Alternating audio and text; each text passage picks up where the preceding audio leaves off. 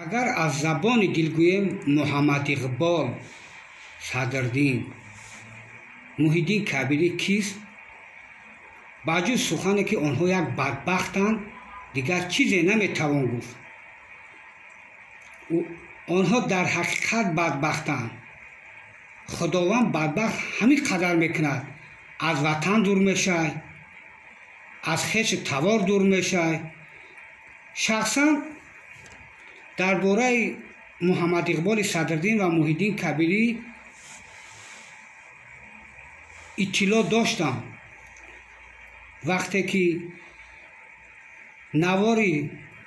نوار محمد اقبال صدرالدین را از افغانستان تماشا کردم، ثبت تلفنی محی‌الدین کبیری را با یک زن طریق اینترنت تماشا کردم، باوری دارم که امروز جوانان ما دیگر از پشت چنین نفران نمی روند.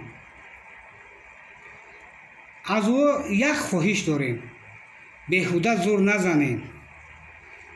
این وطن با شما همراهی دیگر، این ملت با شما دیگر همراهی نمی کند. با محمد اقبال صدرالدین چی گفتنی هم؟ سنگ چون در خود گمان شیشه کرد، شیشه گردید و شکستن پیشه کرد. با محی‌الدین کبیری چی گفتنی هم؟ برادر محی‌الدین کبیری، ای کبک خوشخیرام کجا می روی بناز؟ غره مشو که گربه آبی نماز کرد.